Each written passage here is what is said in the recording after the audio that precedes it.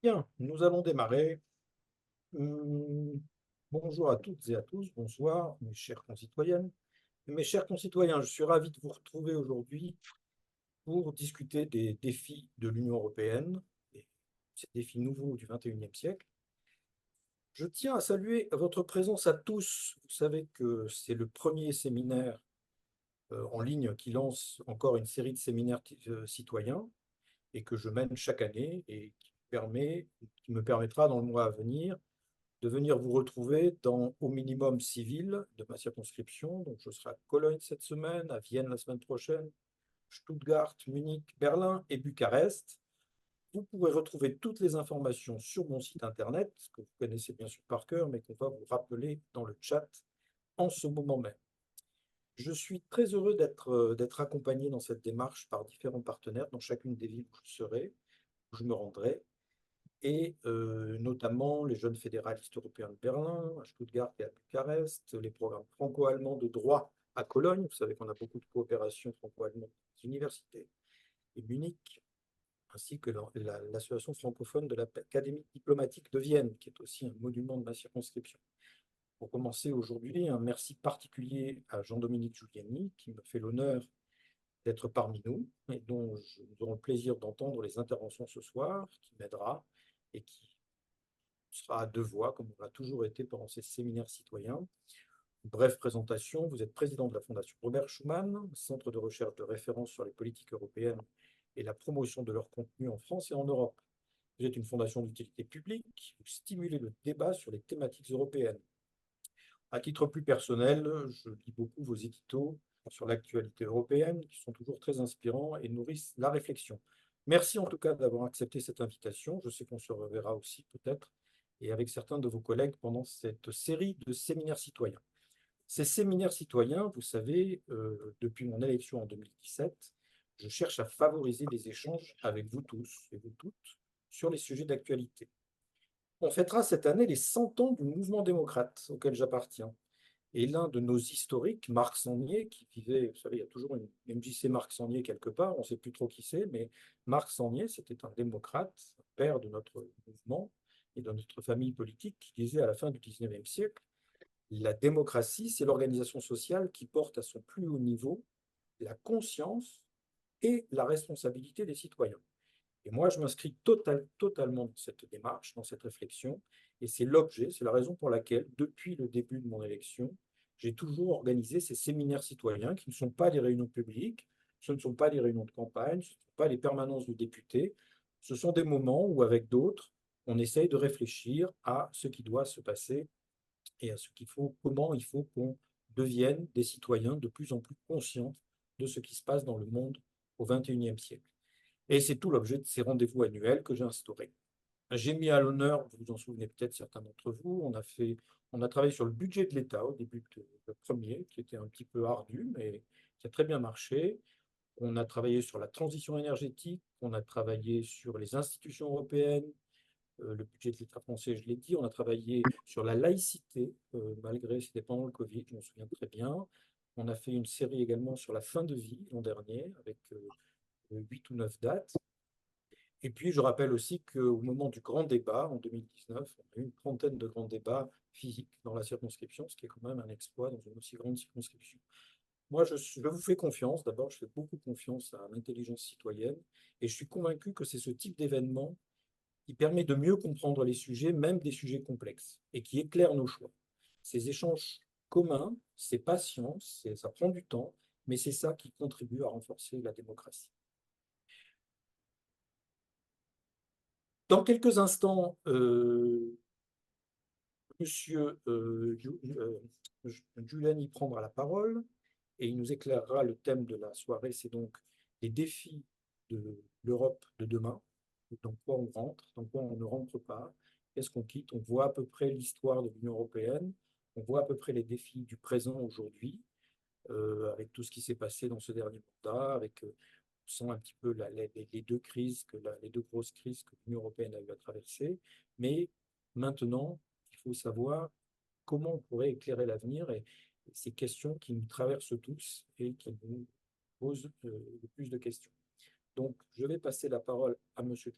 Giuliani je voudrais juste rappeler quelques éléments logistiques. Donc, après la partie de la prise de parole de M. Giuliani, qui va durer entre 15 et une quinzaine de minutes, la parole sera ouverte. Il y a deux manières de prendre la parole. Soit on lève la main avec le petit bouton pour lever la main, soit on peut poser des questions dans le chat. Le chat est conservé, donc tout ce qui s'écrit dans le chat sera conservé par mon équipe et nous répondrons éventuellement aux questions qui n'auront pas pu être traitées. Évidemment, il ne faut pas que chacun attende de pouvoir poser tous une question de 5 minutes.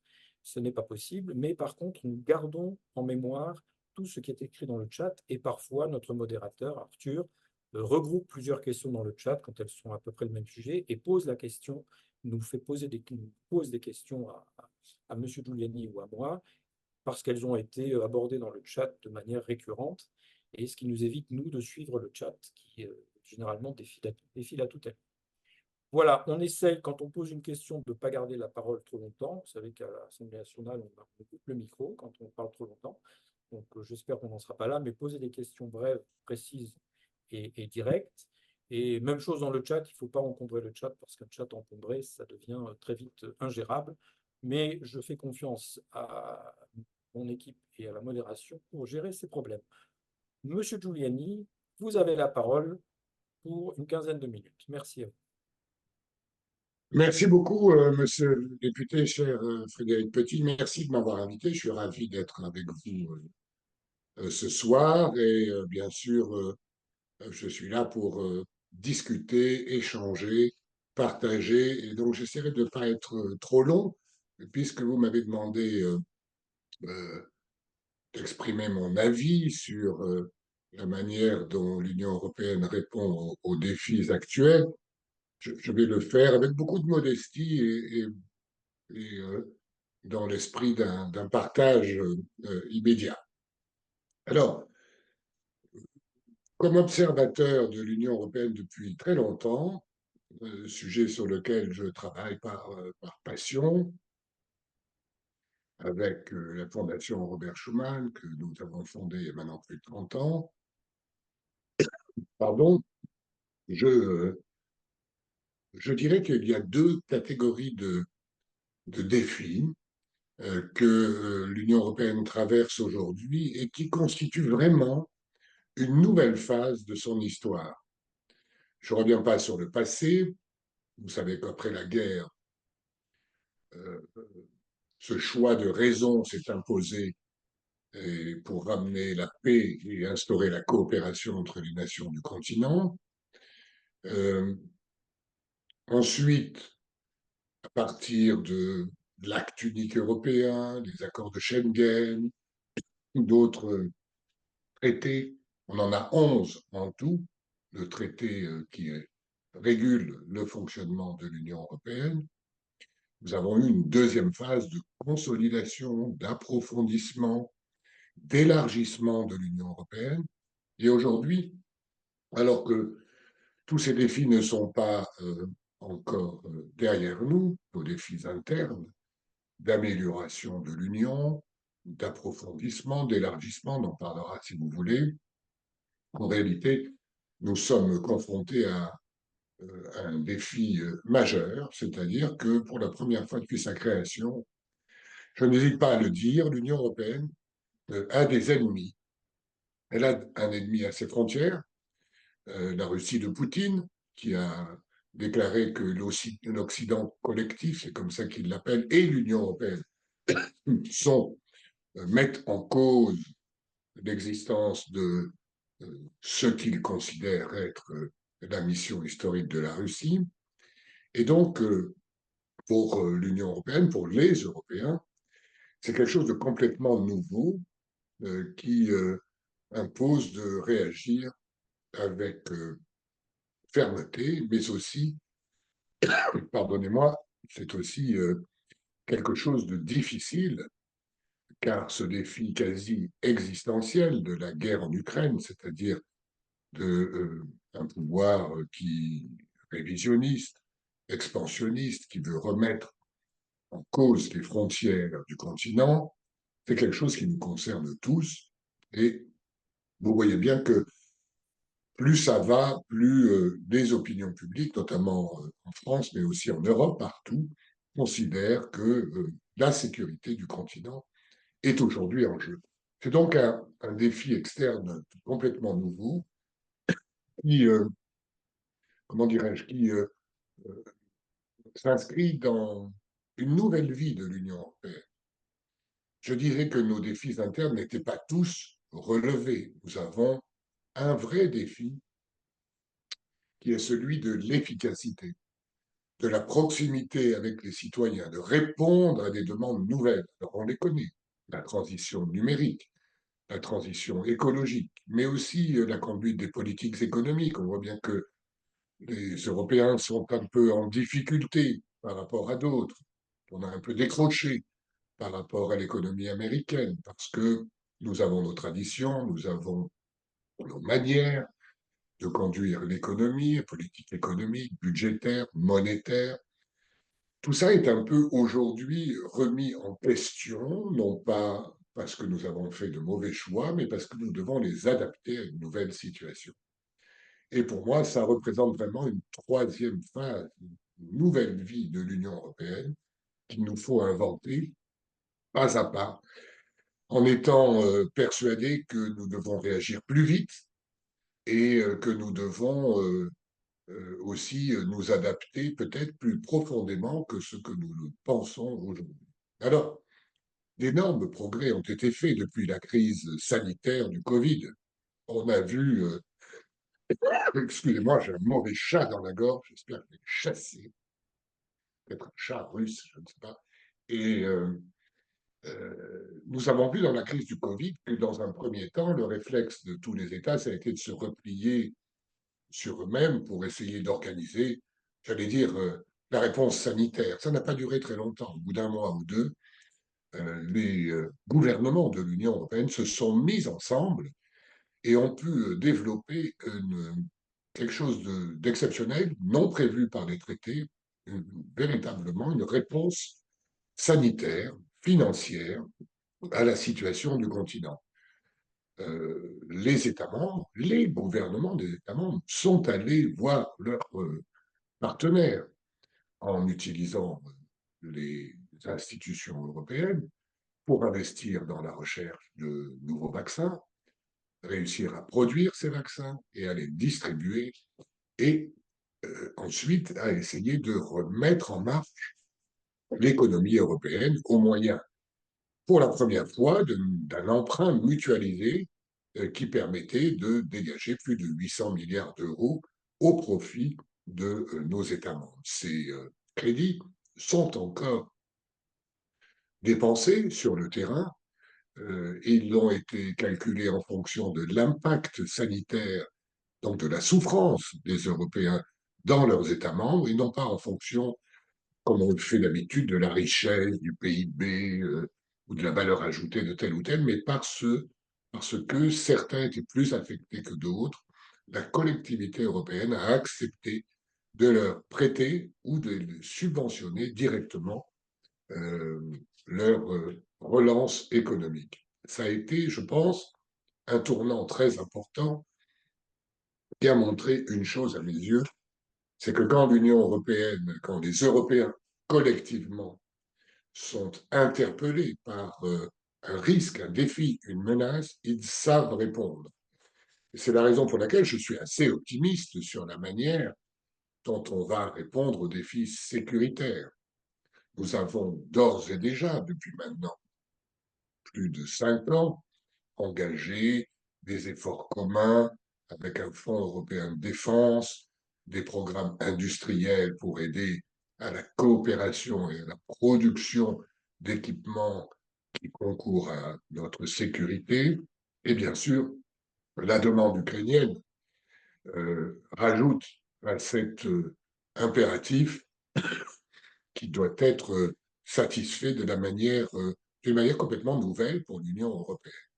D'ores et déjà, nous avions prévu, les Européens avaient prévu une facilité européenne pour la paix qui était destinée à financer les opérations de maintien de la paix. Elle est d'ores et déjà plus que doublée, elle représente plus de 12 milliards d'euros aujourd'hui, et elle est bien sûr utilisée pour aider à maintenir la paix dans différents endroits de la planète, que ce soit en Afrique, que ce soit dans les Balkans, mais aussi pour aider l'Ukraine à résister à une invasion, à une agression susceptible de venir jusqu'à nos frontières et donc de menacer notre sécurité. Alors, pardonnez-moi, j'essaie encore de chasser ce mauvais chat. Euh, cette réponse rapide que nous avons eue pour le Covid et qui semble engagée aussi pour ce défi sécuritaire, elle pose toute une série de problèmes à l'Union européenne qui n'avait pas vraiment jusqu'ici choisi de les affronter. Le premier défi, je dirais que c'est le défi de l'efficacité. On voit bien que le principe, l'union fait la force, nous sommes plus forts ensemble pour répondre à des défis qui dépassent le cadre national. On voit bien que tout ceci est aujourd'hui accepté par les opinions publiques, bien que encore critiqué par certains mouvements politiques à droite, à gauche, euh, qui instrumentalisent euh, les politiques européennes, vraisemblablement pas suffisamment proches ou explicites pour les citoyens. Et je dirais que ceci ne m'inquiète pas vraiment, bien que ce soit aussi euh, une caractéristique partagée avec toutes les démocraties du monde. Regardez ce qui se passe aux États-Unis. Partout, les citoyens exigent d'être mieux associés, d'avoir des politiques publiques qui répondent plus vite, plus efficacement à leur situation, aux inégalités, aux difficultés économiques, aux défis qui menacent la sécurité des nations, des pays, des familles, des régions, et qui donc constituent une interpellation partagée par toutes les démocraties. Et nous, en Europe, bien sûr, comme nous avons construit une démocratie à plusieurs étages, non seulement nationale, mais aussi multinationale, supranationale pour certaines compétences que nous avons décidé, non pas d'abandonner, comme je l'entends parfois, mais de partager et pour les retrouver avec nos partenaires, partager d'une part les compétences de nos États pour retrouver une véritable souveraineté que nous étions en train de perdre parce que le monde s'est développé de manière très rapide, les échanges, les continents se développent pratiquement tous à des vitesses différentes, mais on pense immédiatement à l'Asie. Moi, je pense aussi à l'Afrique, qui est aujourd'hui le continent de la jeunesse. Et si nous n'avons pas une réponse à l'égard de l'Afrique, nous aurons de plus en plus d'Africains qui voudront vivre chez nous à l'européenne. Donc, nous avons aussi là un défi très important, qui est le défi de la démographie, de l'aide au développement, non pas comme on le faisait dans les années 60, mais qu'au-développement qui nécessite d'investir aussi aux côtés de futurs partenaires qui, sinon, choisiront de venir vivre chez nous, car nous n'oublions jamais, malgré toutes nos difficultés, malgré nos doutes, qui sont toujours très grands, l'Union européenne, le continent européen est quand même, par rapport aux autres, un continent de cocagne, où on vit bien, où on est solidaire à l'intérieur de nos États, on est solidaire entre les générations, on est solidaire entre les plus défavorisés et les autres, on est solidaire entre États, et surtout, on est fidèle à ce message premier de l'Union européenne qui consiste à s'entraider pour maintenir, promouvoir et assurer l'avenir d'une identité européenne à laquelle nous croyons, qui est faite d'histoire, de culture, de traditions diverses, différentes, mais qui ont choisi de s'unir pour compter dans un monde aujourd'hui beaucoup plus difficile. Un monde plus difficile, je le disais, parce que certains ont choisi de rompre les règles et les engagements qu'ils avaient pris après la Seconde Guerre mondiale. Les règles de l'ordre international, euh, on voit que quand la Russie attaque l'Ukraine, non seulement le membre permanent du Conseil de sécurité qu'elle est viole toutes les règles de la Charte des Nations Unies, mais en plus viole aussi les traités qu'il a liés à l'Ukraine, qui reconnaissaient son indépendance, y compris l'appartenance de la Crimée à, à l'Ukraine. Et donc, cette politique du fait accompli, du rapport de force, elle pose à l'Union européenne un vrai problème d'identité, car l'Union européenne est forte quand elle est unie. On le voit aujourd'hui sur le plan économique. Nous sommes la deuxième ou troisième richesse du monde par le produit intérieur brut. Mais l'Union européenne, c'est une union d'un type qui n'a jamais existé dans l'histoire de l'humanité. Unir pacifiquement des nations, un continent, sans faire de guerre, c'est quelque chose d'unique. Et donc, c'est la raison pour laquelle on a choisi de le faire en respectant les identités, voire les souverainetés quand les États ou les citoyens y sont très attachés, mais en partageant ce que nous ne pouvons plus faire tout seuls aujourd'hui. Et bien sûr, nous sommes en train de partager de plus en plus, car la taille euh, pertinente au XXIe siècle, c'est celle du continent, des États-continents. Je rappelle que la Russie a 17 millions de kilomètres carrés, l'Union européenne 4 millions de kilomètres carrés, mais surtout la taille des États-Unis, du Canada, du Brésil, de l'Inde, de la Chine, c'est entre 8 et 10 millions de kilomètres carrés, avec des populations très importantes, 1 milliard 200 000 pour la Chine, 1 milliard 400 millions pour l'Inde. Et donc, nous sommes un petit continent très riche, très, qui a conquis sa richesse de son ouverture dans l'histoire depuis plus de 6 ou 7 siècles. C'est l'ouverture de l'Europe qui a fait, non seulement elle a découvert le monde, mais elle a profité aussi de ces découvertes. Elle doit donc rester ouverte, car si elle se renferme, elle s'appauvrira. Et elle doit rester ouverte en protégeant sa souveraineté. Et c'est toute la thématique que vous entendez de la recherche d'une souveraineté européenne, qui n'est pas seulement des questions de défense ou de sécurité, mais aussi de sécurité de ses approvisionnements, de son indépendance pour arriver à décider par elle-même de ce qu'elle souhaite et ne pas s'en remettre à d'autres, fussent-ils des alliés proches comme les Américains, et en tout cas pas comme le souhaiteraient ceux qui sont désormais des ennemis déclarés de l'Union européenne. Donc, ces nouveaux défis, nous devons les relever avec nos caractéristiques.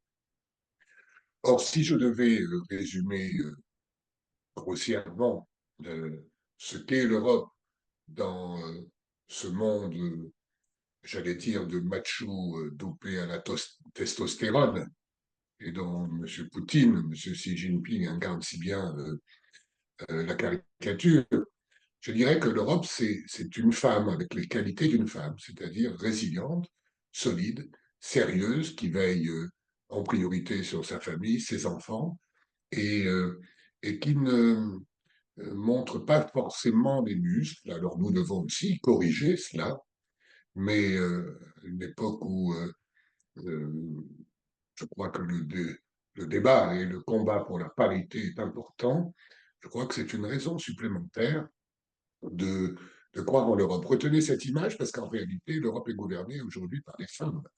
Madame von der Leyen, Madame Christine Lagarde, la présidente de la Banque européenne d'investissement, Madame Calvino, la présidente du Parlement européen. Donc, beaucoup de femmes. C'est pas un hasard. C'est parce que l'Europe est un choix de raison dans un monde de passion aujourd'hui, un monde de rapports de force, un monde dangereux. Mais je crois que si nous avons confiance dans ce que nous sommes, avec nos ressorts, si nous sommes prêts aussi à nous retrousser les manches et à le faire en partenariat avec ceux qui nous sont le plus proches, c'est-à-dire les membres de l'Union européenne, nous avons un avenir devant nous qui fait qu'à la fin du siècle, nous serons encore dans les 2 ou 3 plus grandes puissances du monde. Voilà ce que je voulais vous dire en introduction, en restant ouvert à vos Merci beaucoup, merci beaucoup, merci beaucoup. J'ai vu des gens réagir aux images que vous avez prises. Euh, je rebondis juste 2, 3 minutes et puis on commencera à passer la parole. Le défi de l'efficacité, voilà, je voulais le compléter parce que j'ai une expérience qui est différente de la vôtre. Je dirais, moi, le défi industriel. Je crois de plus en plus, on parle aujourd'hui de base industrielle de la défense, de base industrielle de l'énergie en Union européenne. Moi, je suis un ancien industriel et je crois que cette prise de conscience que je sens de plus en plus différemment dans les 3 pays, c'est-à-dire la France, l'Allemagne, la Pologne, que je connais le mieux, mais même dans les autres, je sens cette volonté de dire ce qui fait la force, ce qui nous rend fort, c'est aussi de pouvoir euh, produire quelque chose de façon industrielle, c'est-à-dire à la hauteur des populations que nous représentons. Vous avez parlé de compétences nationales, de compétences européennes. Je vous rappelle ce mot que personne n'ose prononcer, qui est la subsidiarité. C'est-à-dire, nous avons aussi en Europe, en Union européenne, des compétences régionales, des compétences locales que nous préservons. Euh, et dans les multiples exemples que je prends entre les différents modèles, quand je compare le modèle impérialisme moscovite, comme je dis parfois, au modèle de l'Union européenne, je vous rappelle qu'en 2004, une des premières mesures de reprise d'autorité du Kremlin, ça a été de ne plus faire élire les gouverneurs régionaux, mais de les nommer. Et tout d'un coup, les gouverneurs ont été nommés du jour au lendemain. On a décidé que le poste de gouverneur d'une région était un fonctionnaire et n'était plus un élu. Voilà, après, excusez-moi, il y a quelqu'un qui a ouvert son micro. Voilà. Après, ceux qui me connaissent bien, et puis j'arrêterai là-dessus, savent que c'est quelque chose qui me travaille beaucoup. Euh, Sans frontières, je suis prudent. Je crois que les frontières sont capitales. Je crois qu'on a beaucoup, euh, on est parti beaucoup dans des idées généreuses de sans frontières, de monde sans frontières. Je crois que les frontières ne sont pas des murs, ne sont pas des lignes rouges, mais doivent être des lignes claires. Et je débattais il y a 15 jours avec un membre de l'AfD en Allemagne, d'opposants politiques, donc, euh, et qui disait il faudrait inventer, pour régler les guerres, il faut inventer de nouveaux outils diplomatiques de paix. J'ai dit, écoutez, monsieur, le premier outil diplomatique de paix depuis les traités de Westphalie, c'est la frontière. La frontière, ce n'est pas une barrière, ce n'est pas un mur, mais c'est quelque chose qui permet de discuter. Et une frontière, ce n'est pas donné de manière divine, ce n'est pas donné de manière planique, ce n'est pas donné de manière naturelle. Naturelle. La frontière, c'est donné de manière négociée, c'est ça qui fait le premier pas du droit international. Et donc, je suis très, très alarmé et je dis qu'à partir du moment où on ne pose plus les frontières, où une grande puissance dit je n'ai pas de frontières, parce que ce qui est dit par les Russes aujourd'hui en russe, qui est peu connu à l'Ouest, mais c'est le monde russe n'a pas de frontières. Il le revendique. Hein, quand vous quittez la Russie, il n'y a pas marqué bye bye Russie, il y a marqué la Russie n'a pas de frontières. Donc, cette notion de frontière doit être réinternalisée par, je crois, ceux qui réfléchissent, qui sont généreux, qui disent pas de frontières, tout va bien. Si, je crois qu'on a besoin de frontières, mais que d'une frontière, ça doit être un lieu de passage et pas un lieu d'enfermement. Voilà, je passe les premières paroles. Donc, je suis sous ton contrôle, Arthur, évidemment. S'il y a des choses dans le chat, tu me préviens. Benjamin Chiffresse, première question, première intervention, pas trop longue, et on réagit. Bien sûr. Bonjour, monsieur Giuliani. Très heureux de pouvoir échanger avec vous. Je suis moi-même français de l'étranger basé en Slovaquie. Et comme vous avez pu voir le week-end dernier, les élections slovaques sont très inquiétantes. Euh, j'ai trouvé la campagne électorale absolument détestable. Le Premier ministre actuel est absolument arrogant contre les propres institutions du pays qui a une expérience démocratique assez jeune. Euh, il va maintenant pouvoir avoir carte blanche pour faire on ne sait trop quoi et on ne sait même pas si l'état de droit va pouvoir revenir dans le pays. On est tous très inquiets ici. Et ma question, c'est face à ça, face à l'influence encore une fois confirmée de la Russie dans le scrutin, et qui va encore arriver pour les élections européennes, c'est qu'est-ce qu'on peut faire pour contrecarrer des ingérences qui menacent en particulier les plus petits pays, dont l'assise démocratique n'est pas si forte que ça, et comment on peut aider des pays comme la Slovaquie sans rentrer dans l'ingérence de leurs propres institutions, et comment l'Union européenne peut se montrer plus forte par rapport à ces pays-là. Quelles sont vos inspirations par rapport à ça pour qu'on ait des réponses? Oui, l'élection de M. Pellegrini est une mauvaise nouvelle. C'est une mauvaise nouvelle parce qu'on a l'impression qu'il y a maintenant à la tête de ce pays, comment dirais-je, un réseau qui a un passé un peu criminel, bon, disons-le franchement. Et c'est inquiétant. Alors, il y a ce qui existe qu'il ne faut pas sous-estimer et ce qu'on peut faire. Ce qui existe, ne sous-estimons pas les cordes de rappel que les traités européens nous donnent. Regardez comment la Pologne a changé finalement de majorité après 7-8 ans d'un gouvernement souverainiste qui l'a défié, parce que, eh bien, finalement, les citoyens ont acheté l'idée européenne. Et pour bien connaître l'Europe centrale et orientale, ce qui me frappe toujours, c'est qu'il y a toujours des euh, politiciens prêts à instrumentaliser le combat contre l'Union européenne au profit de leur petite magouille. On peut parler en Slovaquie comme ça. Ou bien de ce mal-être dont je parlais tout à l'heure à l'égard de la démocratie représentative.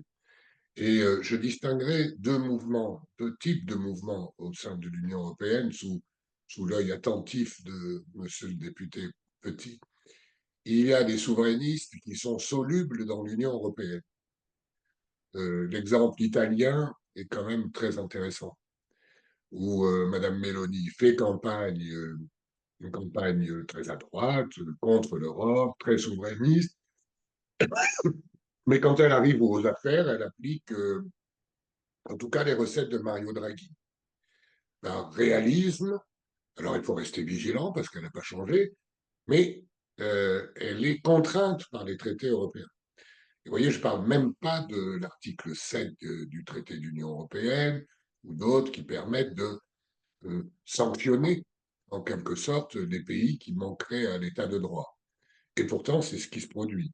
La Hongrie n'a toujours pas touché l'argent qui lui était destiné au titre de la relance économique et au titre aussi de la solidarité interrégionale qu'on évoquait tout à l'heure.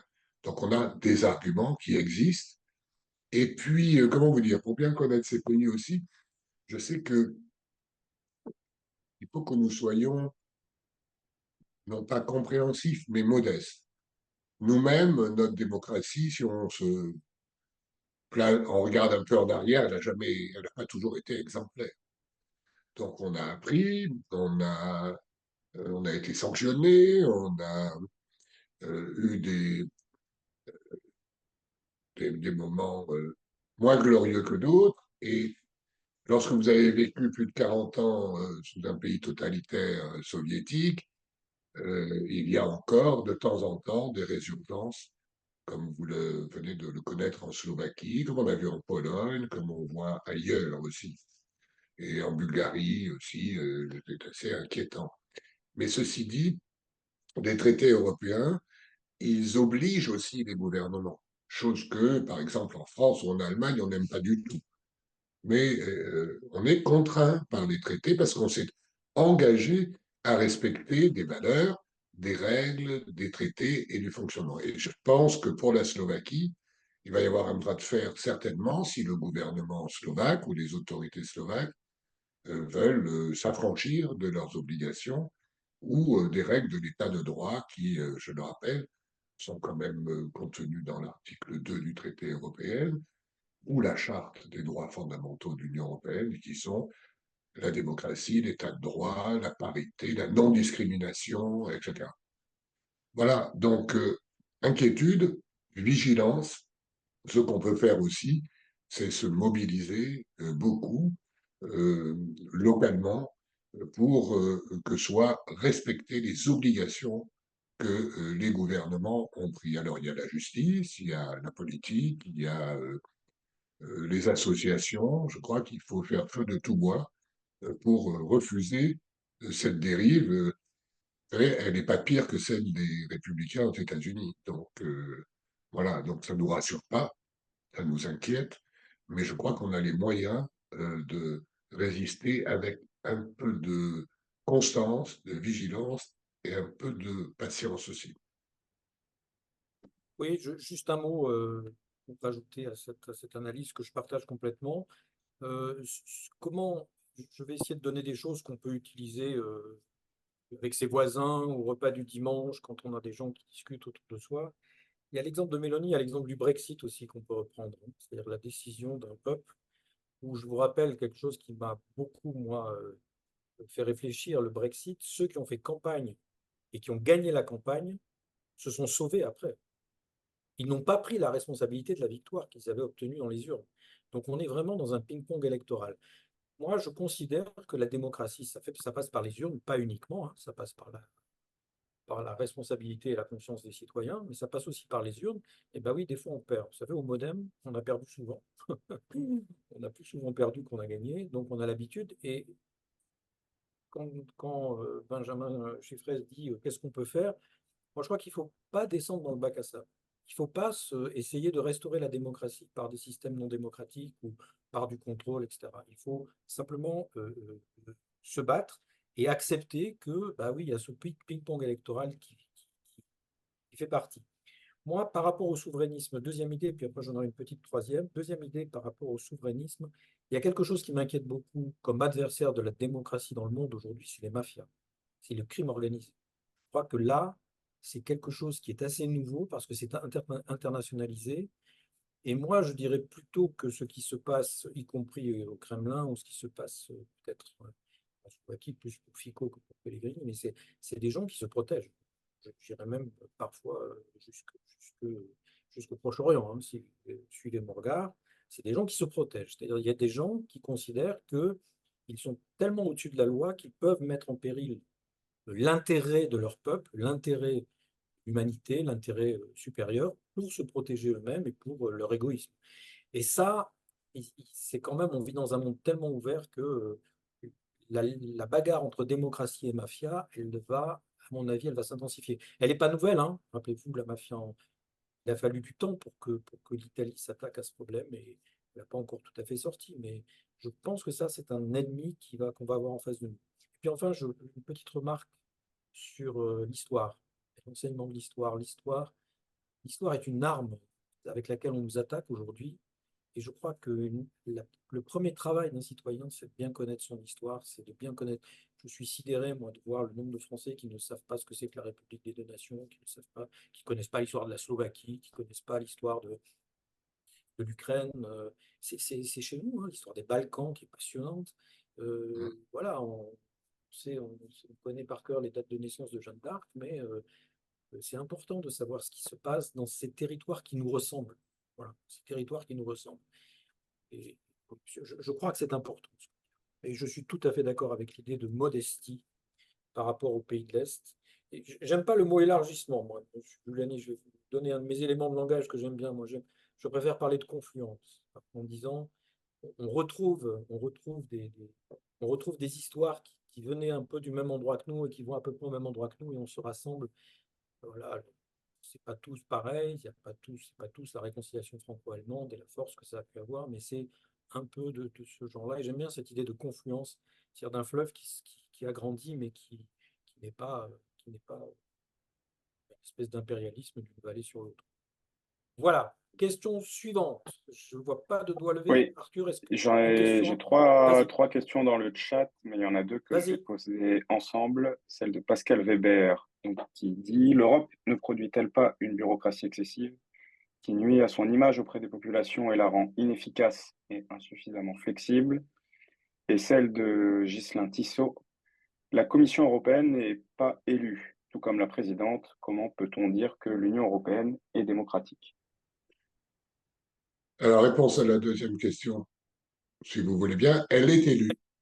Elle est Voilà, élue par le Parlement européen et bien sûr. désignée par les chefs d'État et de gouvernement européens qui eux-mêmes sont élus pour la plupart au suffrage universel direct.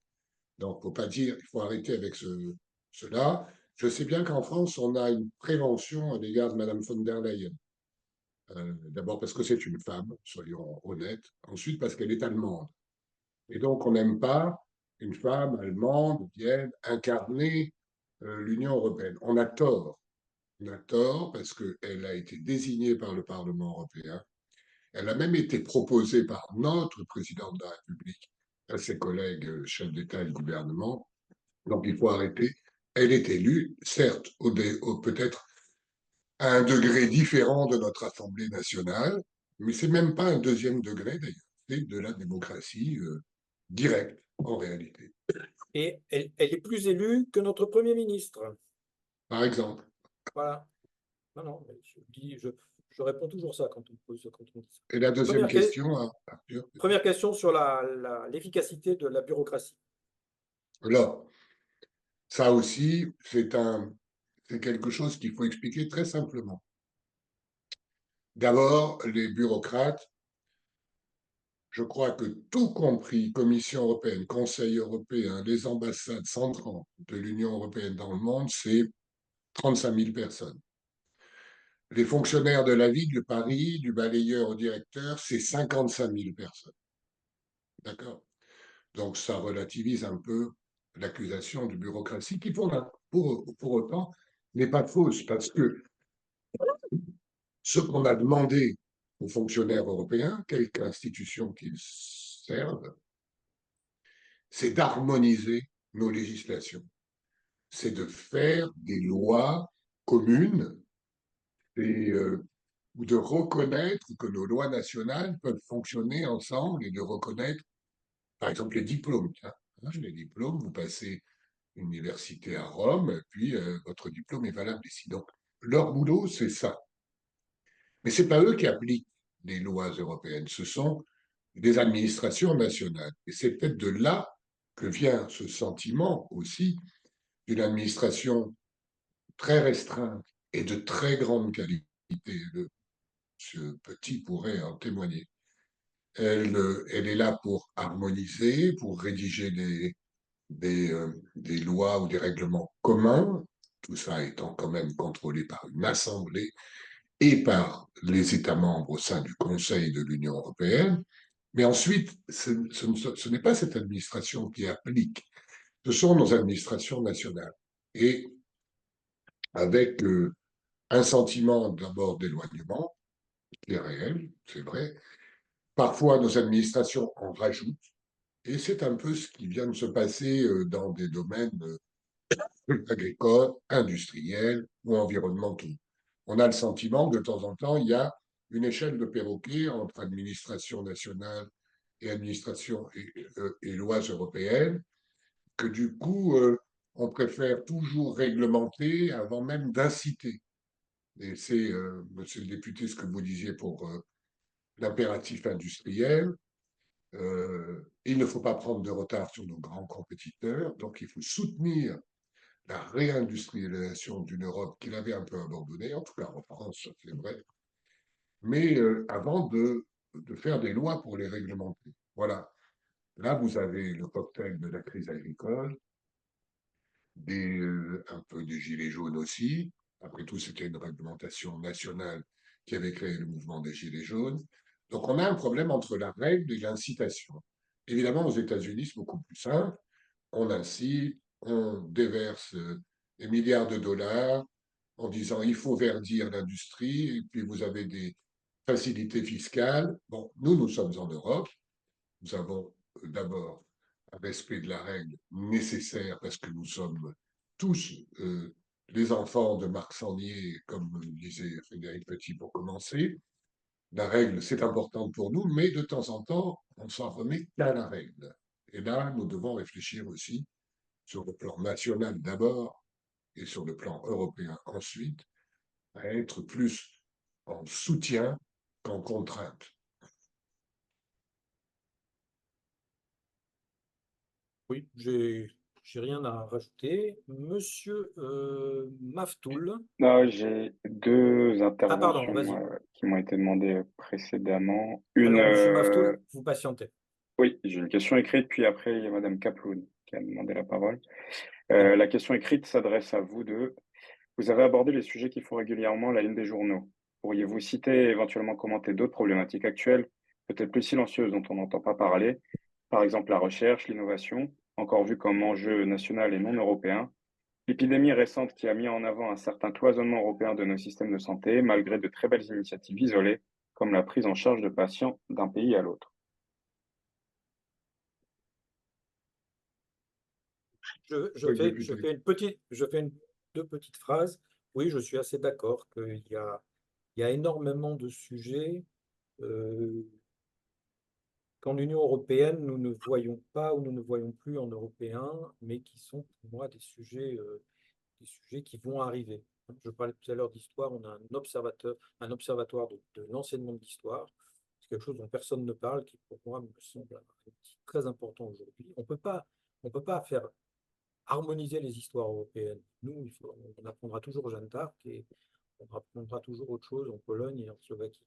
Par contre, il faut qu'on le mette sur la table. Il faut que ça soit transparent. Parce qu'il y a un observatoire de l'enseignement de l'histoire, c'est très important. On a parlé de la santé, c'est une évidence, le rôle de la santé. Vous savez que ça a été cité dans la question, je suis tout à fait d'accord.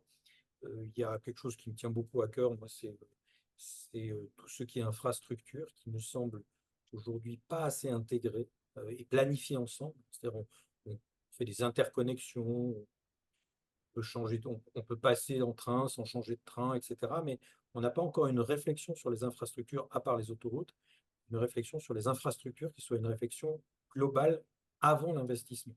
Hein. Aller dire à des Allemands que faire un câble électrique entre le nord et le sud de l'Allemagne, ce n'est pas un investissement allemand, c'est un investissement européen, parce que ça servira à tout le monde, ou que refaire la voie entre Francfort et Berlin, ben, ça servira le député qui travaille à Paris et qui habite à Varsovie.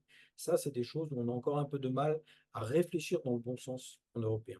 Monsieur Giuliani, je vous passe la parole. Je suis tout à fait d'accord avec vous. Le bon exemple, c'est le Lyon-Turin. Le Lyon-Turin qui est en fait le Kiev-Barcelone, n'est-ce pas? Donc, qui est un axe ferroviaire qu'on devrait penser de manière européenne avant de le penser au niveau national. Je suis assez d'accord avec la réflexion qui est faite de dire qu'on a du mal à passer du cadre national au cadre européen. On a l'impression qu'on nous enlève quelque chose. Et moi, je le disais tout à l'heure un peu trop vite, j'ai l'impression que quand on fait quelque chose, quand on développe une politique européenne, par exemple en matière de recherche, d'infrastructure ou de santé, politique qui manque encore de dimension européenne, je pense qu'on reconquiert une souveraineté, Bien on sûr. reconquiert des capacités euh, pour les autorités publiques, quelles qu'elles soient, de répondre aux demandes des citoyens. Et on a du mal parce que notre histoire, nos traditions, et nous en France, on est, comment dirais-je, on est un peu à la remorque, disons-le franchement, parce que nous, notre identité, on la met aussi dans l'État. Ce n'est pas toujours le cas en Allemagne ou dans d'autres pays où le peuple existait avant l'État. Nous, c'est l'État qui a créé la nation, donc ça fait partie de notre identité. Donc il faut bien sûr respecter les nations, les souverainetés, les identités, mais bien poser les problèmes. C'est beaucoup de pédagogie. Ce que vous faites là vous permet de le faire. Il y a des choses aujourd'hui qu'on ne peut plus faire tout seul. Alors, vous parliez de la recherche. Il y a un programme de recherche européen très ambitieux, c'est plus de 90 milliards d'euros sur 7 ans, c'est quand même pas rien. Est-il toujours efficace? J'ai aussi quelques doutes. Mais donc, c'est un embryon de recherche en commun. Et vous savez bien que si, par exemple, les Britanniques veulent rejoindre les programmes de recherche européens, c'est qu'il doit y avoir une raison, c'est-à-dire qu'on met en commun un certain nombre de choses, on subventionne, on aide des laboratoires, etc. On en est au début, on peut faire beaucoup mieux. Oui, et je compléterai ma réponse avec deux exemples très précis. Galileo. Galileo, c'est quelque chose dont on parle très peu, c'est l'agence européenne, c'est le GPS européen, on va dire. Et Galiléo a sauvé l'Europe au moment du Covid, hein, parce que Galiléo a réglé le problème des encombrements aux frontières en 3 jours. Sinon, il y avait des camionneurs qui ne voulaient plus partir de chez eux et que l'Europe aurait été affamée. C'était une angoisse que j'ai eue une semaine et on m'a dit non, non, c'est bon, c'est parti, il y a eu un accord et c'est surveillé par Galiléo. Voilà. Donc Galiléo, c'est un des exemples. Parler de la recherche, il y a énormément de recherches. Moi, je connais énormément de centres de recherche internationaux qui travaillent en européen. Donc, je crois que c'est. Mais je suis d'accord avec vous que c'est cette balance entre qu'est-ce qu'on doit faire ensemble plus et qu'est-ce que je dois garder pour rester moi-même. C'est uni dans la diversité, c'est toute l'Union européenne. Monsieur Maftoul, si j'ai le droit de vous passer Oui, la non, parole. c'est Madame Ah, Kaploun pardon. avant, et puis Madame ensuite Kaploun avant. Monsieur. Madame Kaploun, j'obéis au chef. Donc, Madame Kaploun. voilà, Voilà. vous avez le micro Je ne ouvert. vous vois pas, Madame Kaploun, donc je ne sais pas pourquoi. Bah écoutez, si je suis là. Oui, voilà, ça y est, je Voilà. vous vois. Bonjour, Monsieur Petit, Monsieur Giuliani. Merci beaucoup d'abord pour ce débat que je trouve très, très intéressant. Je pense que c'est une question absolument primordiale de discuter. Enfin, moi, je déclare tout de suite à fond Europe. Il n'y a pas de marche en arrière. Il y a simplement la question comment faire la marche en avant. J'aurais peut-être, j'ai une remarque à faire et puis plutôt une question, une considération que j'aimerais bien voir vos inspirations et puis aussi vos réflexions par rapport à ça. Ce qui m'inquiète, moi je suis à Berlin, donc je pense que je vous apprends rien de nouveau en parlant justement des mouvements politiques, en particulier l'AfD qui se développe. On le voit pas seulement en Allemagne, on le voit dans plusieurs pays européens. Donc, il y a quand même eu un déphasage par rapport à la conception qu'on a ou qu'on avait de la démocratie. Je ne pense pas que ce soit des réponses qui puissent uniquement se trouver au niveau national, mais qui doivent aussi se trouver au niveau international. Et ça m'amène en fait à déjà l'observation que je fais quand même autour de moi, ou par rapport, par exemple, aux élections européennes qui arrivent, que je trouve absolument primordial d'y participer. Ça devrait être aussi primordial d'y participer qu'une élection nationale, plus ou moins. Je vois quand même beaucoup comment on va dire, peut-être pas de fatigue, mais de réserve par rapport aux élections. Ce qui m'inquiète, moi, personnellement, parce que je pense qu'on doit être européen presque autant que français, finalement.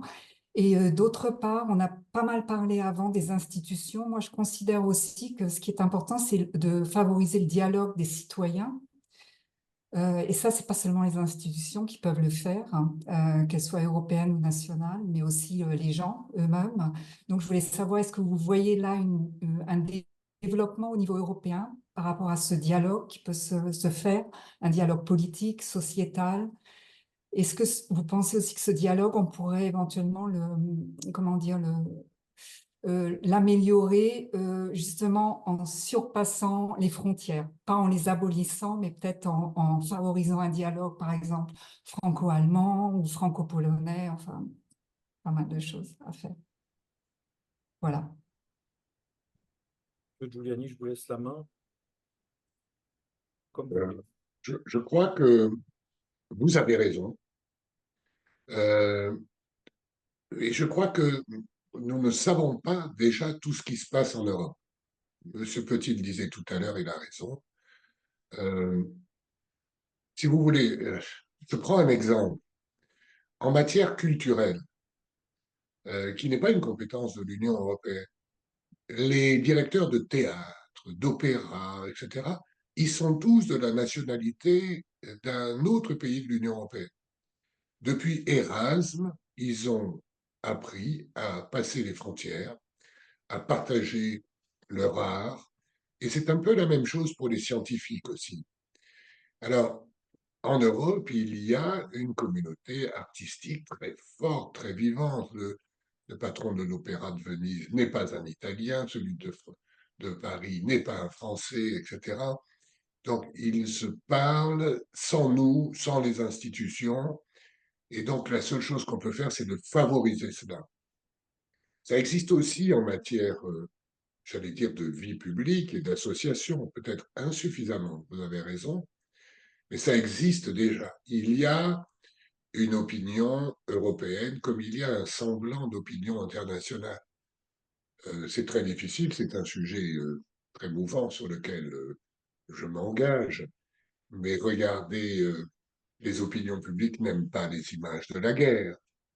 Elles ne veulent plus de la guerre. Quand il n'y avait pas d'image, c'était plus facile de recruter des soldats pour aller se battre. Aujourd'hui, on voit bien les misères de la guerre. On voit bien les défauts des politiques publiques en matière d'environnement.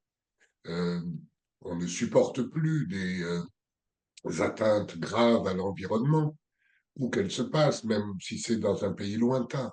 Donc, il y a ces opinions publiques en formation, mais, comme dirait Peter Sloterdijk, le philosophe allemand, nous sommes encore très marqués par notre histoire, et ce n'est pas un reproche. Nos traditions, par la manière dont nos États sont constitués. On a longtemps pensé que le cadre national était le cadre de la démocratie. Or, nous, Européens, nous sommes en train de faire la démonstration que ce n'est pas contre le cadre national, mais que le cadre européen peut aussi permettre un certain nombre de choses. Alors, les institutions européennes sont assez mal profilées pour soutenir ce que vous souhaitez. Il y a bien un droit de pétition avec 1 million de signatures. On peut obliger la Commission européenne à s'emparer d'un sujet.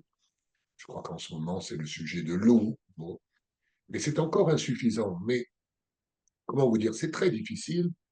Euh, de, il ne faut pas vouloir détruire ce qu'on a, c'est-à-dire une identité nationale. Elles sont différentes parce que les histoires sont différentes dans tous les États européens. Moi, je considère que c'est une richesse, mais c'est aussi un obstacle pour aller plus vite dans le partage de ses valeurs, de ses convictions, pour faire échec euh, à l'AfD, aux extrémistes qui sont peu fréquentables, etc. Je crois que c'est difficile, mais que petit à petit, on avance assez vite, en fait. Oui, je vais juste rajouter rapidement deux petites choses. D'abord, je suis assez d'accord on commence à avoir des embryons d'opinion publique. Ce qui nous manque, c'est l'espace public européen. C'est-à-dire, on n'a pas, voilà, à part de temps en temps, quand il y a un député qui est élu sur l'Europe, comme moi, c'est assez rare dans les autres pays, on n'a pas ce débat public, cet espace public européen où l'opinion publique européenne pourrait se transcender et avoir quelque chose de se construire, quoi. Peut-être, voilà, il y a Arte qui commence à ne pas être réservé aux Franco-Allemands. Voilà, il commence à avoir des choses. Et puis on a une difficulté, mais qui est une énorme richesse et qui pour moi est un symbole, y compris maintenant en politique. Nous avons décidé de garder 24 langues officielles. Je vous rappelle que le gaélique est une langue officielle de l'Union européenne. Et ce n'est pas venu du ciel, ça a été un débat dans les années 90. Il y a des gens qui ont dit, vous êtes complètement dingue, il faut qu'on prenne une seule langue. Les espérantistes croyaient qu'ils allaient revenir sur le devant de la scène. Et nous, on a dit non, non, le gaélique c'est important, l'estonien c'est important. Voilà. La linguodiversité, comme je dis, c'est aussi utile à la démocratie que la biodiversité à la planète. Et ça, bah oui, on met du temps à construire l'endroit où on va pouvoir le débattre ensemble. Maintenant, pour résister aux partis d'extrême droite, d'abord, je dis toujours la même chose, hein. Ceux qui ne votent pas, ils votent pour celui qui gagne. Ceux qui ne votent pas, ils votent. Quand je ne vote pas, ça veut dire que je vote pour celui qui gagne. Donc, après, il faut pas venir pleurer. J'aime bien dire cette phrase toute simple. Et puis, je disais souvent, j'ai l'impression que la démocratie, c'est un combat pour la vérité. On essaie de travailler sur la science, sur la vérité. Je le dis en négatif maintenant. Je dis que nos adversaires se battent avec des fictions. Je pense qu'il faut démonter ces fictions. Il faut démonter ces fictions. C'est des mythes. On dit l'Europe c'est ci, l'Europe c'est ça, etc. Non, il y a des fictions. Il ne faut pas dire on a la vérité, mais nous, on essaye de ne pas se créer des fictions, d'essayer de travailler avec la réalité quotidienne, même si on ne voit pas tout. On n'est pas des omniscients. Voilà, on enchaîne. Arthur, Je dites-moi. voulais juste Merci. rajouter quelque chose, Allez-y, Cécile, allez-y, je vous en prie. pour confirmer ce que vous venez de dire. Je suis administrateur de Arte. Arte, le GIE franco-allemand, et Arte France. Et donc, ma mission au conseil d'administration, c'est d'élargir l'audience d'Arte et de la participation des autres. Alors, nous avons signé des accords avec 11 chaînes, dont Dont la polonaise. voilà, et la polonaise, désormais, les lituaniens, etc. L'idée, c'est d'arriver à valoriser ce que monsieur le député vient de dire, cette diversité linguistique, et que, par exemple, quand on fait un beau documentaire d'Arte, il puisse être doublé en même temps dans la langue, en estonien, etc. Alors, vous imaginez que ça coûte très cher et que donc on recherche un peu d'argent auprès des institutions européennes qui sont généreuses, mais pas encore assez, pour qu'on arrive à diffuser dans la langue de chacun. Et je crois que ça, c'est très important. Et moi, je fais en plus extrêmement confiance à l'intelligence artificielle. Vous avez déjà tous, pour beaucoup d'entre vous, sur votre téléphone portable, un traducteur. Vous lui parlez et il vous répond dans une autre langue. Je pense qu'on va avoir beaucoup de progrès qui vont permettre justement de créer petit à petit cet espace public européen qui nous manque. Monsieur Maftoul, à vous la parole.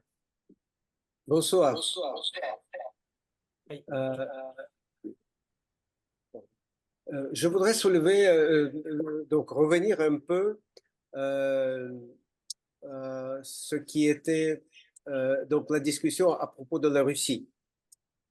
Parce que, évidemment, on est du côté de l'Ukraine et le moyen le plus efficace, c'est fournir les armes à l'Ukraine.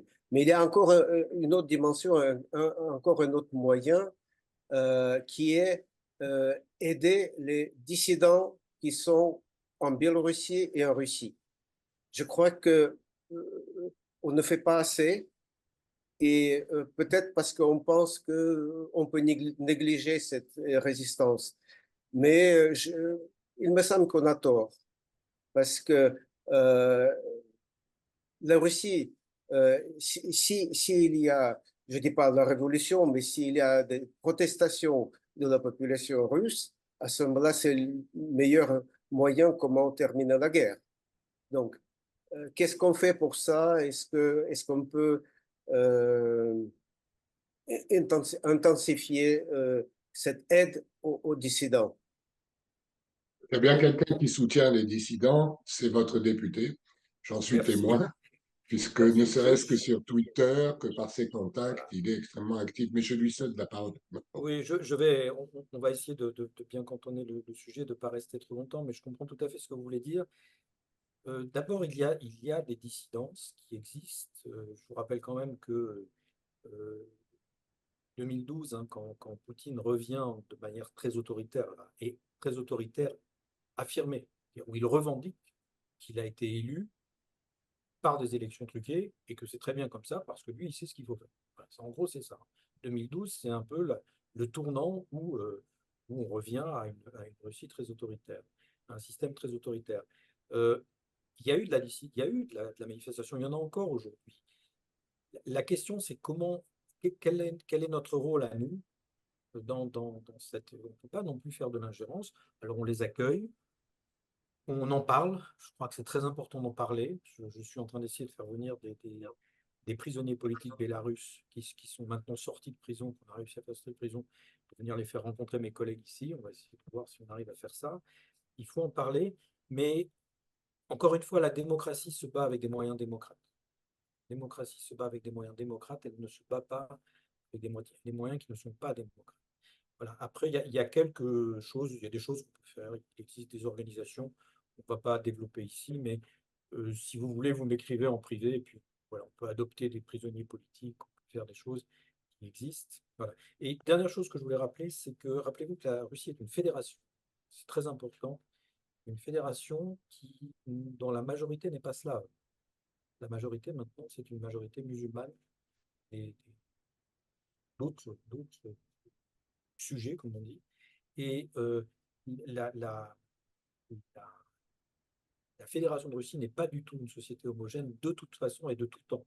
De tout temps, ça a été une société qui réglait plutôt ses problèmes dans la violence, voilà, même si nous, on ne le voit pas toujours, et qui fait que une éventuelle ingérence serait très compliquée parce qu'on n'a pas d'un côté les démocrates et de l'autre côté les autres. Voilà. Donc c'est assez compliqué. Voilà, ce n'est pas tellement le sujet du soir, mais je suis à votre disposition si vous voulez en parler plus de toute façon. Je passe la parole à Henri Zeller, un élu local que je salue. C'est important, les élus locaux. Un élu local de Hambourg. Merci. Ben alors, je complète. Vous m'entendez? Oui, très bien. Oui, alors je Vas-y. dis élu local et j'en profite pour compléter, ancien candidat aux européennes en 2019. Oui, c'est vrai, Mais j'avais bon, c'est pas le oublié. propos. C'est pas le propos. Bon, merci à tous les deux et puis merci pour cette initiative à l'équipe complète du député qui est non seulement riche, mais je dirais la plus européenne des équipes d'un député que je connaisse. Voilà, j'ai deux questions. Je voudrais me servir du fil rouge que j'ai vraiment, comment dire, noté sur mon petit carnet. On a du mal à passer du cadre national au cadre européen pour apporter des éléments de réponse. Peut-être en premier lieu, je vais commencer par, comment dire, par notre député, la défense européenne. Donc on a entendu, j'ai noté aussi, la frontière n'est pas un enfermement, mais effectivement, la défense et la politique de défense européenne, avec toutes les difficultés qu'elle entraîne, elle est fomentée et elle est limitée évidemment par l'opinion publique qui est fomentée par les médias. Donc ma question au député est la suivante. Comment dire, quelle forme de défense on peut imaginer à plusieurs qui ne soit pas uniquement une forme de défense, on va dire, réactive, mais qui soit peut-être un peu proactive et une forme de défense qui doit être transformée, puisqu'on sait très bien que l'armée française n'a pas été du tout préparée à ce genre d'opération ou hypothétiquement d'opération sur le Voilà. terrain. Henri, je propose de répondre et tu me poseras ta question pour faire, D'accord. ça, c'est plus simple. Je vais répondre très rapidement. Évidemment, il n'est pas question de construire une nouvelle supra-armée européenne. Je pense que d'abord, ça serait pas bien, à mon avis, et ça ne serait pas possible. Il y a deux choses qu'il faut faire. On a deux obstacles aujourd'hui. C'est un, la base industrielle. On a un sujet de base industrielle, c'est-à-dire que c'est la défense, il faut d'abord construire, il faut exporter, il faut rechercher, il faut faire de la recherche, etc. Et ce sujet-là est un sujet extrêmement nouveau qui a été un peu abordé tout à l'heure par M. Giuliani dans le domaine de la santé, etc.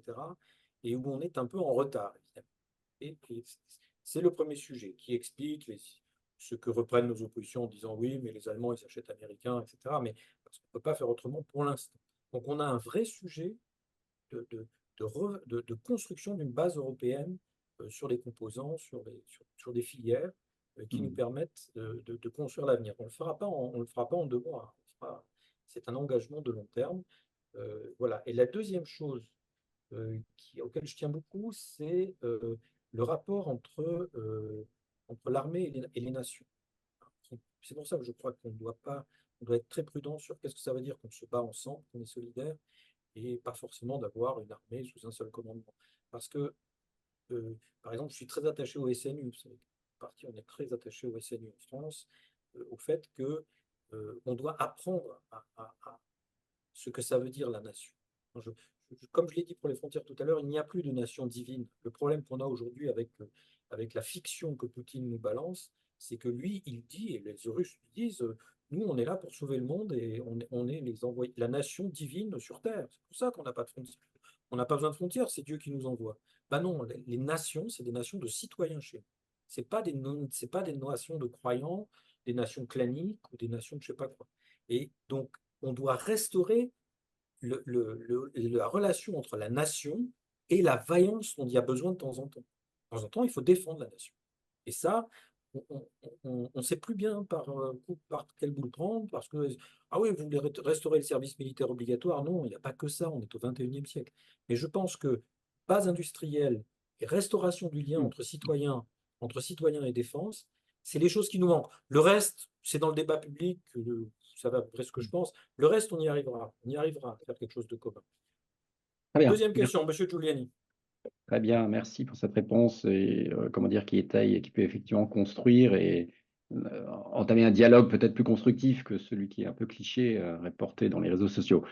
Donc sur l'immigration, j'ai envie de poser à M. Giuliani, qui est un ténor pour moi de la défense et du projet européen, que fait-on après les accords de Dublin? Bon, j'ai lu un petit peu l'actualité, vous en doutez, mais j'aimerais avoir votre avis sur le sujet.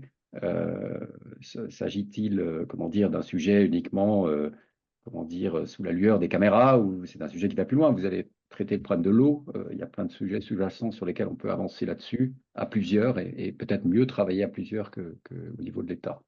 Voilà, avec toute cette difficulté toujours en fil rouge, comment passer du cadre national sur les débats de l'immigration au cadre européen. Merci pour votre réponse. C'est typiquement le sujet, vous avez raison. Je crois qu'on doit en être en 15 ans à la 10e loi en France sur l'immigration, tout en disant, ministre compris, c'est un sujet européen. Et donc, on fait des lois nationales pour un sujet européen. Et là, on est au cœur du mal-être que vous rappeliez, comment passer du cadre national au cadre européen. Alors, demain, je crois, au Parlement européen, vient en discussion, oui, c'est bien demain, le pacte asile-immigration. C'est un ensemble d'une dizaine de règlements et de directives, je crois 2 directives et le reste, ce sont des règlements, et que les règlements sont d'application immédiate, dans lesquels on s'engage à une gestion plus efficace de l'immigration. La pression migratoire, elle est là pour longtemps. Donc, on sait tous qu'il faut œuvrer pour que les populations restent chez elles, en Afrique, au Pakistan ou ailleurs, mais une fois qu'on a dit ça, une fois qu'on a mis en place des programmes, c'est très difficile de lutter contre une mère africaine, je ne sais pas si vous connaissez l'Afrique, qui désormais a un smartphone et voit que mes petits-enfants à la cantine à Paris, ils ont droit à des menus véganes ou bien, etc., parce qu'il faut veiller à leur santé. Donc, elle voit ça et elle dit, moi, je veux que mes enfants vivent le meilleur. Et donc, plus ils grandissent, plus ils ont envie de vivre le meilleur. Donc, c'est très difficile. Et donc, je pense que ce premier stade du pacte asile-migration est déjà un stage important, une étape importante, mais ce n'est pas suffisant. Il faudra vraisemblablement que nous fassions preuve d'un peu plus de fermeté. Et c'est très difficile parce qu'il s'agit d'hommes et de femmes, voire d'enfants, qui se noient dans la mer Méditerranée pour la plupart. Mais quand je vois que l'été dernier, les bateaux faisaient la queue au départ du port de Sfax en Tunisie et faisaient la queue pour entrer dans le port de Lampedusa, je pense quand même qu'on devrait expliquer aussi aux autorités tunisiennes qu'il fallait les aider, ce qu'on fait d'ailleurs, qu'il y a des choses qui ne sont pas acceptables. On a pas trop mal réussi avec la Turquie. Certes, on a payé, mais c'est normal de payer pour soutenir des camps de réfugiés, des enfants qui doivent apprendre à aller à l'école et des gens qui doivent vivre. Nous sommes une nation où nous sommes une nation et un continent pour lequel le respect de la personne humaine est au cœur de tout. Donc, s'il faut payer pour respecter les droits de la personne et éviter des drames, je pense que c'est légitime. On l'a fait avec la Turquie et le gouvernement turc joue plutôt le jeu aujourd'hui.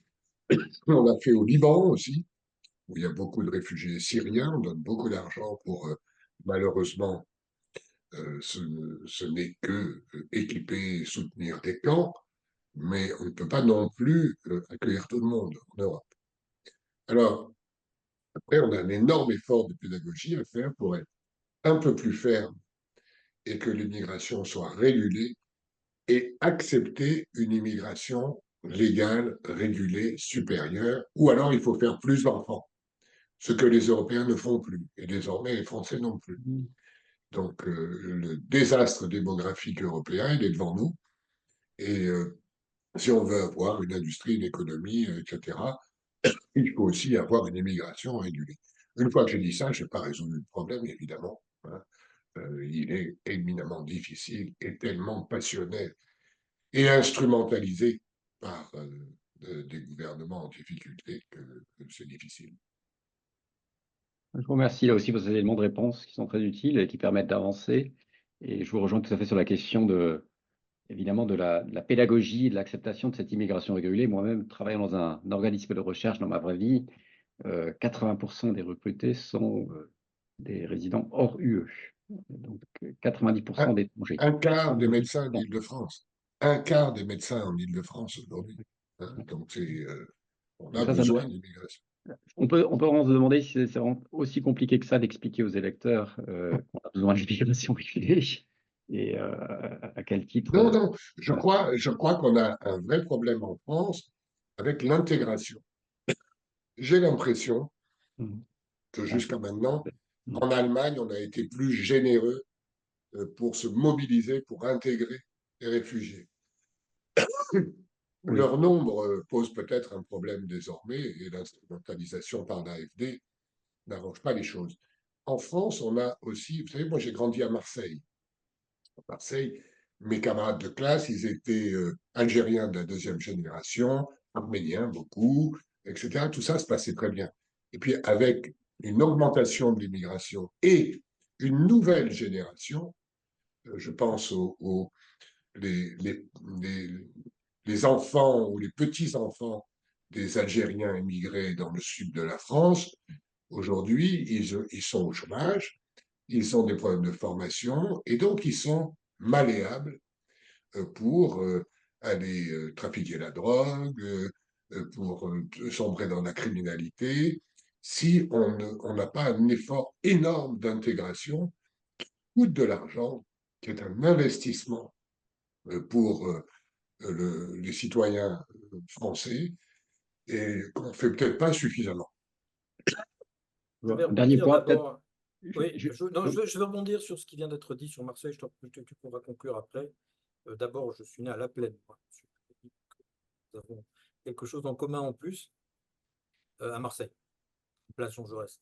Je, je crois, je l'ai dit il n'y a pas très longtemps, nous avons eu aussi affaire dans ces quartiers, dans ce processus d'intégration, à une attaque des mafias.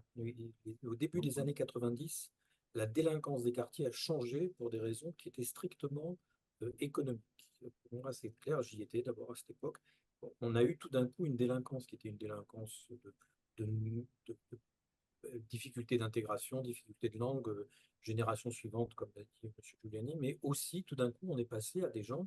Voilà, j'avais des gamins de 8 ans qui avaient leur salaire, qui avaient mon salaire dans leur poche à la fin de la journée et que j'étais avec qui j'étais chargé d'avoir une relation sociale. Ça, c'était, je crois que là, il y a une charnière où on n'était pas uniquement en face d'une faillite des forces intégratives de la France, des forces de la France qui intègrent traditionnellement, mais aussi on a été attaqué par un sujet qui est toujours là, qui est le crime organisé. Je te repasse la parole, Henri, pour la conclusion de ta intervention. Merci. Donc, juste en conclusion, bon, pour avoir traversé 5 pays et observer un petit peu ce que faisaient avec habileté les petits pays, je prends l'exemple du Danemark. Bon, c'est peut-être pas un exemple dans les années 90, à l'instar de ce qu'a cité le député Petit, pour des raisons qu'on connaît avec les ghettos et autres choses. Mais je crois qu'aujourd'hui, les efforts des Danois en matière d'intégration de budget, et avec une relation très équanime et un contrat passé moral très clair, très clair. 3 ans pour apprendre le danois. Je crois que là, l'Europe pourrait vraiment apprendre. 3 ans pour apprendre le danois. Et je ne parle pas d'une langue facile. Hein. Je ne parle pas de. Vous imaginez ce constitue comme difficulté pour une immigration sud-européenne pour apprendre par exemple le français ou l'espagnol, ce qui est bien plus facile. Voilà. Merci, encore une fois. Merci. Arthur. Oui, j'ai 2 questions, une courte, une un peu plus longue. Emmanuel Macron ne s'est-il pas isolé en Europe avec sa proposition d'envoi de troupes en Ukraine? Une deuxième question d'Emmanuel Mandon. À propos de Next Generation EU et la facilité pour la reprise et la résilience FFR de 800 milliards, je constate dans le domaine spatial différentes initiatives nationales financées par la FFR qui créent une concurrence entre pays européens, chaque pays voulant soutenir son industrie nationale sans aucune coordination entre les pays au niveau européen. Constatez-vous dans d'autres domaines ce problème? Monsieur Giuliani, je vous propose de répondre à la première et je vous laisse répondre à la deuxième. Alors, sur la première question. Moi, je pense que Emmanuel Macron, par sa déclaration, qui tranche beaucoup avec ses précédentes déclarations, finalement, il fait l'analyse que le député Frédéric Petit et moi partageons sur la Russie depuis déjà plus longtemps, et qui est qu'elle elle a déclaré qu'il n'y avait pas de frontière à la Russie et que donc elle était une menace pour nous. Le président de la République était dans son rôle en essayant, au cours des années précédentes, de rétablir le dialogue. Personnellement, j'ai jamais pensé que ça marcherait, compte tenu de la mauvaise foi de Poutine. Et je pense que en changeant d'avis comme il l'a fait, et en le faisant de manière spectaculaire, il a rendu un immense service à l'Union européenne. Non, il ne s'est pas isolé. Il a été soutenu par nombre de chefs d'État, de gouvernements d'Europe, voire de ministres des Affaires étrangères. Et en plus, il a marqué une stance, une posture qui nous honore. Quand on vous attaque, je sais bien que l'Église dit qu'il faut tendre la deuxième joue, mais en réalité, il faut aussi se défendre. Et montrer une détermination à se défendre, c'est le début de la défense. Surtout avec une Russie aux mains, à mon avis, de criminels et de kleptocrates, qui n'est pas si riche que ça. Le plus grand pays du monde par la superficie a d'énormes capacités de résilience, mais il produit un PIB inférieur à celui de l'Italie. Donc à un moment, il faut dire stop, et il faut dire nous sommes prêts, si on est attaqué, à nous défendre. Et je crois que il l'a fait, le président Macron l'a fait à juste titre. J'aurais préféré personnellement qu'il le fasse plus tôt, mais il l'a fait comme cela. Et il est salué un peu partout en Europe, dans les pays baltes, en Pologne, dans certains pays d'Europe centrale, etc., sauf chez les amis de la Russie, qui sont quand même très minoritaires et peu nombreux. Donc non, il ne s'est pas isolé, et je pense qu'il a déjà rétabli un peu le rapport de force, si j'en crois les attaques dont la France fait l'objet de la part de la Russie, que ce soit des attaques cyber, des attaques verbales, des attaques de toute nature, qui sont, si vous vous branchez sur des télévisions russes, c'est ce qu'on entendait vraisemblablement dans les années 30 de la part des nazis de l'époque, c'est la même chose, du même tabac. Donc non, moi je suis content que mon président ait fait cela. Voilà. Et je voudrais juste compléter. D'abord, historiquement, le président de la République a dit qu'il n'envoyait pas, qu'il ne pouvait pas envoyer des pas, mais que ce n'était pas exclu. Il n'a pas dit qu'il voulait envoyer des troupes et il n'y a pas eu de vote sur l'envoi de troupes au Parlement. Je vous le rappelle, c'est une fake. Nous n'avons jamais voté pour ou contre l'envoi de troupes. Nous n'en sommes pas là. Simplement, le président de la République a dit, écoutez, si on doit le faire, il faudra qu'on fasse un jour peut-être. Et deuxièmement, je crois que plus que cette déclaration, ce qui a remis la posture, comme on dit, et qui a rassuré tout le monde, c'est le discours de Bratislava, du président de la République, qui a eu lieu il y a quelques mois, qui était un discours très important, très attendu, et qui a été très très bien accueilli, y compris dans son explication historique de sa position. Voilà.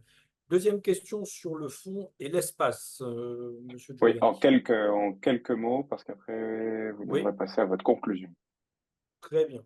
Voilà. Si je vous laisse la parole sur l'espace. Comme vous voulez, oui, oui. Je pense que c'est la politique spatiale, c'est à la fois quelque chose qui relève de l'excellence et du rêve. Et que donc, et bien sûr, ça, c'est un attribut de la souveraineté. Alors la France est quand même très en avance pour avoir initié à travers le CNES et à base de Kourou, etc., une vraie expertise. Les Allemands possèdent la même. Et désormais, avec les mini-lanceurs, tout le monde veut s'essayer, Espagnols, suédois, norvégiens en dehors de l'Union, à conquérir une compétence en la matière. Je pense que tout ça va se réguler et qu'il ne faut pas dire qu'il n'y a pas une politique européenne de l'espace, parce qu'il y a une politique européenne de l'espace. Elle est peut-être encore trop nationale, il y a encore peut-être trop de compétition, mais globalement, Kourou, Guyane française, c'est le port spatial de l'Europe pour les lanceurs lourds, c'est-à-dire ce qui nécessite des investissements lourds. Ariane Group, c'est aussi un lanceur, Ariane 6, le futur Ariane 6, qui va être lancé, je crois, cette année. Ce sont quand même des programmes européens. Et l'Agence spatiale européenne, qui, elle, ne relève pas directement de l'Union européenne. C'est une agence intergouvernementale qui est beaucoup plus large et elle a aussi un budget de plus en plus important et des projets de plus en plus importants. La seule chose que je regrette, c'est peut-être euh, l'absence de sentiment d'appartenance à travers la conquête spatiale.